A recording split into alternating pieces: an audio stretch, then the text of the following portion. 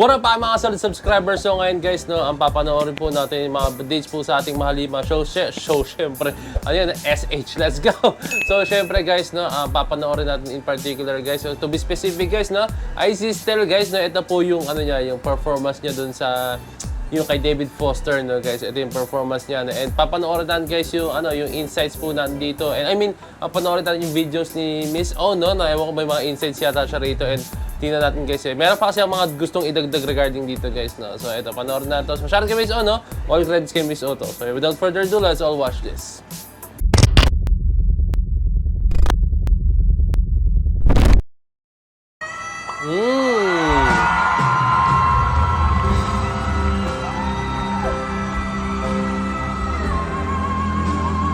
Grabe yung part na yun guys, as in, chills, kahit ako tumayo yung balayibo ko dun. Styles All By Myself performance. Iba yung performance. Guys, as damn. Imagine the David Foster being amazed by your performance of Celine Dion's All By Myself. Yes, yan nga ang nagawa ni Style and it really is an electrifying performance. Siguradong maraming mga awit ang nangangarap sa isang chance na makaperform kasama ang isang David Foster, but for Style, this is now a dream come true. Meron pa reaction dyan siya eh. Grabe ang linis at ang taas ng boses ni Style, to think na kagagaling lang nitong mag-perform sa Agusan del Sur. At base sa kanyang mga tweets, ang kanyang All By Myself performance with Sir David Foster ay same day lang din na pagdesisyonan. But he did very well at kitang-kita yan sa mga naging reaction ni Sir David. Eto na yata ang isa sa pinakamalaking regalo na natanggap nito sa kanyang birthday.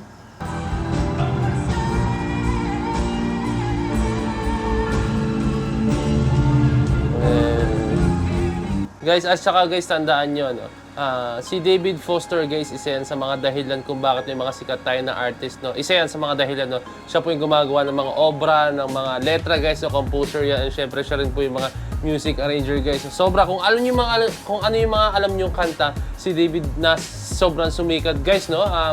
Mostly dun, guys, dahil po kay David Foster yun, guys, no? Syempre si Celine Dion, guys, no? Isa rin po si David Foster sa nag-guide dyan, di ba? Alam niyo yan, and nag-arrange ng mga kanta niya, no? Kaya grabe, sobrang laking opportunity nito kay Stella. And syempre kay Charis, no? And syempre sa ngayon si Jake Cyrus na siya, guys, no? Pero si Charis, guys, grabe, no? Nakapanghinayang lang, guys, no? Yung nangyari kay Charis. Pero syempre, ang susundin niya syempre is kung ano yung nasa puso niya. Alam ko nakapanghinayang, syempre, alam mo yun, andun na siya pag ganun eh. Pero bigla siya nag-switch sa ganun, no? Pero wala tayong magagawa, guys, kung alangan namang ipilit niya yung sarili niya na maging Charis Pempenko, pero hindi yun ang gusto niya. At least masaya siya sa ngayon kung ano yung nangyayari na. And at the same time kay Stel, guys, no, sobrang nakaka-proud Stel kasi gustong-gusto niya yung ganito talagang pangyayari, no. Actually, guys, sabihin ko sa inyo, no, kung biglaan yan, tapos alam mo yun, na biglaan yan, tapos parang hindi mo naman gusto, I'm pretty sure, guys, tatanggihan ni Stel yan. Pero kasi, guys, gustong-gusto po talaga ni Stel, at saka opportunity to, guys, no. And no way, Stel, guys, no, mahilig po yan sa mga, sa mga ganyang klaseng opportunities na susubukan niya kahit ano pa yan, no? As long as alam niyang gusto niya yung ginagawa niya nasa puso niya, guys. And then, makita niya po yung reaction ni Sir David Foster na gumanon siya. Alam ko napanood yun, napanood yun na yun. And panoorin niyo sa reaction video ko, no? Na pinanood ko yung full video, no? And like ko na siguro sa dulo, no? So ending credits yung video na reaction video ko, no? And gumanon si David Foster, no? Bihira po yung gumanon si David Foster kasi ano yan ang dami na niya nakasalamuha mga singers, ang dami niya nakasalamuha mga artists talaga, as in mga gano'n, no? Ang dami niya po niya nakasalamuha, no? And bihirang-bihira mo po makikita si Sir David Foster po na magaganyan na reaction, no? So, napaka-unique nun, guys, no? Na isang David Foster po, guys, ay sobrang humanga po sa ating Stel. Nag-iisang Stel. David Foster's reaction to Style's opening performance in his concert. Let's go! This is such an honor for Style and a very deserved one to be the opening act for David Foster's concert at the Araneta Coliseum. Opening act pa siya, guys. Kinakabahan pa umano siya dahil this is his first ever solo performance at the Araneta at para pa sa concert ng nag-iisang David Foster. Performing my group because when I see my brothers, But tonight, this is a very special night for me because nabigyan po ako ng opportunity na makapag-perform sa harap ninyo. And of course, with Sir David pa. So, super kinakabahan ako. But, Karamdam mo sa boses still na kinakabahan siya. maraming salamat din po sa mga 18 na nandito ngayon. But as always, Style did an amazing performance na pati si Sir David ay napabilib. I know that I love to work with young talent, new talent. By the way, Stel, who sang before me, incredible. He did a great job. And also, aside from Style covering other songs like Defying Gravity and All I Ask, he also performed his first ever single, Room in Araneta. Nice one. So guys, grabe lang yung nangyayari, no? Yung pag-appreciate ni Sir David Foster kay Stel. Ito kwento ko nga sa inyo guys, no? Ito, tenan to guys, no? Kasi meron pong post si Stel regarding dito, no? Hindi, ito yata yung interview niya. So I think, sabi nga ni Stel dito guys, no? I'm still shocked na hindi pa rin ako makapaniwala na bigyan ako ng ganitong opportunity to perform on stage, no? With the hitman, Mr. David Foster, no? So pag akit ko ng spot, ng stage pala, spot tuloy, ng stage, dapat mag-soundcheck na ako for my spot. Pero nagulat ako, Sir David is playing the piano, no? So pag akyat niya guys, no, nagka-piano si Sir David. Akala lang ni Stel pag akyat niya is mag-soundcheck lang siya, yung mga gano'n, no? Pero nagulat siya, andun si Sir David mismo sa stage, no? Kumbaga siguro, pinaakyat na po siya ng staff, ng mga crew, no? Okay, Stel, sige, akyat ka na rin sa stage. So ang in-expect ni Stel, okay, sige, kailangan ko na practicein yung opening performance ko, no? Pero nagulat siya, nandun si Sir David. I think nagtaka siya kung bakit nandun si Sir David, no? Okay? Then he asked me kung suot ko na in-ears ko kasi pwede daw namin itry yung song, no? In-ears, I think, ay yung nilalagay usually na pag no? Hindi ko lang alam guys, ha? Hindi ko alam guys, na. And search natin, na baka magkamali tayo, no? Okay? In-ears. Tama nga guys, ito yung ginagamit guys sa mga musicians, no? And para marinig mo ng malinaw yung music. Kasi syempre tandaan nyo guys, pag nasa stage po kayo, lalo na pag sobrang lakas ng crowd sigaw, and then yung feedback po, no? Kasi usually guys, pag dome, pag malaki, no, may mga delay ng music yan guys, as in, no? Siguro ang purpose po niyan is para maklaro mong mapakinggan yung music as in, no? Hindi ka ma-delay, hindi ka mawala sa tempo, no? Okay? So yun, sabi niya, kung suot na raw niya yung in-ears, no? And then sinabi ni Stel, no?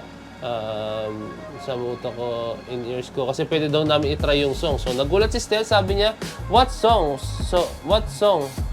Tapos napaha daw si David Foster, and then sabi niya, all by myself, give it a try daw, no? So, sabi niya, bilang lutang ako sa sobrang gulat, kinanta ko lang siya kung paano ko siya kinakanta, no? So, guys, yung all by myself, no, I think talagang kinakanta na po talaga ito ni Stel, no? And then, alam mo yun, parang naka-destined na kantahin niya yun. And naka-destined na talagang isa yun sa mga kinakanta palagi ni Stel, no? Kasi para sa moment na to guys, no? Kung sino mga naniniwala dyan sa destiny, ito yun. Let's go, no?